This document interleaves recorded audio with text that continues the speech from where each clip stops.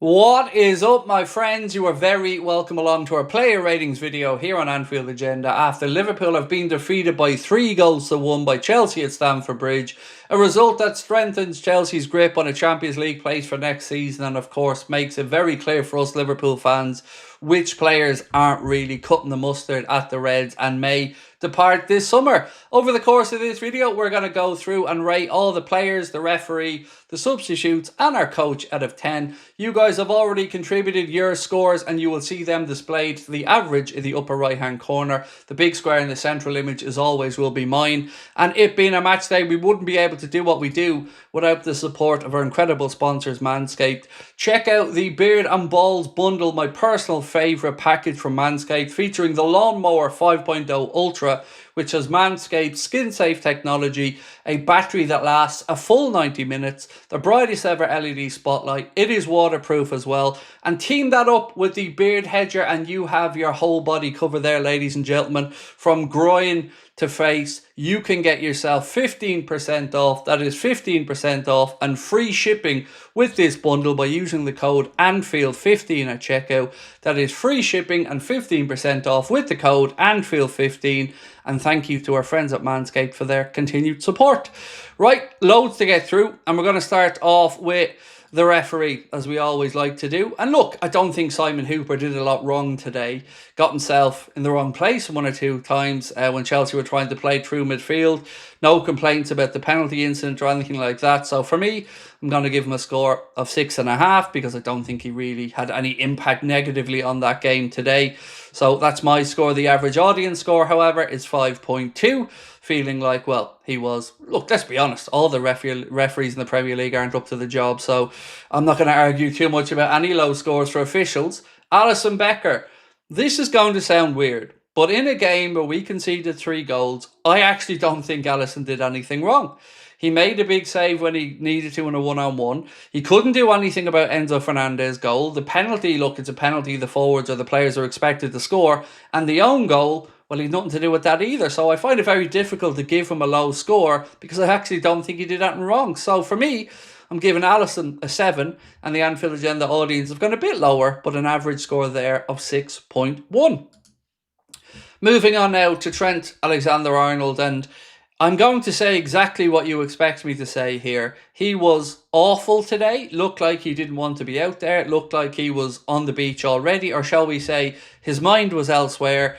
And I hope that that is the last start that he has. I can understand him starting the game today because Bradley was coming back from injury or a niggle, and Arne Slot probably didn't feel he could play him from the start. But that should be it now. That should be the end of Trent's time starting for Liverpool because that performance was just shocking and not good enough. I hope you understand where I'm coming from with it because it frustrates me to see it. He is a Scouser. He's at Stamford Bridge. We've just gone on there and played our first game as Premier League champions, and he was strolling around the park like he didn't give a damn, and I couldn't have been happier to see him substituted. So for me today, I'm giving Trent a score of 4, which coincidentally is the exact same as the audience. Now, I don't know the audience scores, as I keep saying every week before I go through these videos, or before I go through these players. You learn them the same way as I do in real time. So Trent, a 4 all around. Next up, Jarell Quansah. This was a mixed bag because I think we've seen a little bit of everything from Quansah in this game. Some good defensive work, some good blocks, some good positioning, with some messy stuff. A tackle that didn't need to be made on Costa for the penalty. And yes, there was a hospital pass given to him from Dominic Szoboszlai. But again, using your judgment, you should know you don't need to make that challenge. He was going to the byline out of play anyway, so why make the challenge? Then for the own goal, himself and Virgil van Dijk again got themselves into a mess. Not really his fault, Virgil kicks it off him, but I just thought it typified what I've seen from Quansah so far. And for me, if the right offer came in the summer, I would sell. Today, I'm going to give him a score of 5.5 because I think, as I mentioned, there was some good stuff in there as well as some poor stuff. But the audience, well, they've gone a lot lower with a score there for Jarell of 3.7. Moving into our captain now, Virgil van Dijk. And look, for me, the goalie scores cancelled out the stupidity of kicking it straight off Jarell Quansah. So that cancels itself out. And then I'm just back into grading him on his performance, which, again, defensively, he should be leading that team far better than we've seen there today. We just looked at 6s and 7s at times and far too easy to pick holes through. We're too slow in possession, and that all starts usually with Virgil playing it across the back line. And I just want to see a bit more aggression. He did go up and get us a goal and give him something to fight for at the end of the game, but all in all, I just want him to just show that leadership a bit more in certain games. We love him. Delighted he's staying. He is our captain, but today I thought he was meh, so I'm going to give him a score of 6, and the audience have gone with an average there of 5.8. Costas, next up. Mixed bag from Costas today as well. Always shows lots of energy in getting forward. Always makes himself available on the over or underlapping runs. But defensively at times still a little bit suspect, and one I do expect to move on in the summer. But that being said, he was far from the worst culprit out there today. So for me, I'm giving him a score of 6. And the audience have gone a bit lower there with the average for Costas at 4.9.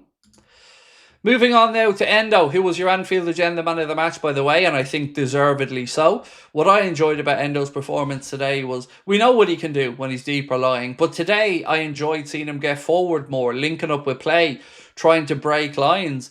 I really did. I think he was probably the one player today that were on the fringes of getting game time that did himself some good. So for me, I think he deserves the man of the match performance, and I'm giving him a score of 7.5 as well, because I thought Endo put in a very, very good shift there today. In fact, I would like to see him play next week alongside McAllister and Gravenberch. I think play Gravenberch deeper and let him push a little bit further with Maka. Right, Curtis Jones hangs on to the ball too long. And I feel like I say this quite a lot with Curtis Jones. There's no denying his athleticism and the talent that he has as a footballer. But he tries to take too much out of the ball, runs into blind alleys, and just doesn't release it quick enough. And it is frustrating, and at this level can make a big difference. So for me, no problem keeping him around, but is he a starting player week in and week out? No, not for me. Today's performance just kind of reassured me of my thoughts on Curtis Jones. So I'm going to give him a score of 5, and the Anfield Agenda audience have gone lower again with a 4.2. Now, I don't know if I'm being kind today or if you guys are being particularly angry about the result and the performance, but either way, fair to say, we're all displeased with what we've seen. And on Harvey Elliott, this is where I really feel bad, because I wanted him to do so well today. I wanted him to succeed the same way everybody wants him to succeed, because he's a really likeable guy who wants to play for Liverpool Football Club. But when he starts games, he doesn't make a big enough impact. For me anyway, he's better coming off the bench, but that's not good enough to be at a club like Liverpool, because there are going to be times where we need him to start. And honestly, if Arnold decides to cash in and move him on this summer, I'll have a heavy heart about it, but I can at least understand that decision. So today for me, Elliot gets a 5.5, and the audience have gone lower again with a 4.4. Cody Gakpo. Do you know what? I thought Cody did well today. There was one occasion where he was selfish and he should have squared it across goal, but he tried to take the shot on. But other than that, I thought he was probably the only forward player that started that game that can come out of it with any credibility. Always looking to make something happen. I really enjoyed him running at players as well today on occasion, in and outside. So for me, I'm going to give Cody a score of 7, because I think he put in a decent shift. And again, the audience gone a lot lower than me here with an average score of 5.6. Salah. So again, I'm going to be honest and talk about what I've seen on the pitch today and not over the season as a whole. Nowhere near acceptable, nowhere near the standards he's capable of. Extremely frustrating, running down blind alleys, crosses getting blocked, shots getting blocked, his touch was off, his pass was off, everything was off. Now, he's more than done enough to get a pass, absolutely. But we got to judge them on what we see each and every week. And this week, Mohamed Salah was shocking. And for that, I'm giving him a score of 5. And the audience have gone similarly with a score there of 4.6. Now moving on to Diogo Jota. With a very, very, very heavy heart, I think it's time to say Diogo needs to move on. He just hasn't been able to get with it over the last few months. I'll never look back at his time with the club and think it was a waste of money or anything other than he made a positive contribution. But it does look like maybe injuries are catching up with him. He doesn't look as ruthless in front of goal. He just does not look himself. He's a lovely guy, and it's been a pleasure having him at the football club. But again, I think Arne Slot should look to sell him this summer And today I'm going to give him a score of 3 because honestly, that's how poor I think he was. The audience, by the way, pretty much in agreement there with a score for Diogo of 3.3. Conor Bradley, I was very happy to see him come onto the pitch just because Trent was winding me up watching him. And I seen more energy and effort from Conor Bradley in the time he was on the pitch than I seen from Trent in the entirety of the rest of the game. So Conor, if he can keep injury free, I think will be a big plus for us moving forward as Trent departs towards Real Madrid. Today, for his cameo off the bench, I'm giving him a 6.5, which I think he's deserved, and the audience similarly agree. 6.5 there for Conor from the Anfield Agenda viewers. Now we move on to Darwin Nunez, and again, you're going to hear me say everything you expect me to say, but one thing I would say is, what message does it send when you will bring him on ahead of Federico Chiesa week after week after the comments that he made about why he wasn't being played? I don't think this has been picked up on enough, but if you are saying that it's financial reasons that the club aren't playing you and the manager isn't playing you, quite frankly, I think that's disgusting. And to then not even have the courage of your convictions and pull the post down and come on and stink the gaff up again. He had a header, and I'm not joking to say it went 12 yards wide from 6 yards out. It was closer to the corner flag than it was the goal. Unmarked, 6 yards out. The man just does not have the footballing brain to operate at the highest level at Liverpool Football Club. And the sooner the better he's moved on. I am done with him. I am sick of his lack of ownership of his misgivings and his failings. And if I was Arne Slot, after that post, he wouldn't have been getting near a matchday squad again. So for me, sooner the better we move him on. A score of 3 for today's runabout in the park, because that's all I'm going to call it. Shocking. Just shocking. The sooner the better he's gone. And the audience have gone for a 3.4. And this is from somebody who's like all of you, who wanted Darwin to succeed, who was rooting from the whole way through. But there is a turning point, and when he starts pointing the finger at fans and the club instead of looking inwardly, it's not good enough for me. So I think he's deserving of that score. Dom, the biggest contribution he made was the horrendous pass to Kwanzaa, which put him into a position which ended up with the penalty kick. We're a different team when Maka, Gravenberch and Szoboszlai are out there for the 90 minutes. Difficult coming off the bench into a game. Didn't really get up to the pace of it properly. We did look better with him and Maka on there, but ultimately he wasn't great. So I've gone for a 5.5 for Szoboszlai, and the audience have given their score at a 4.9.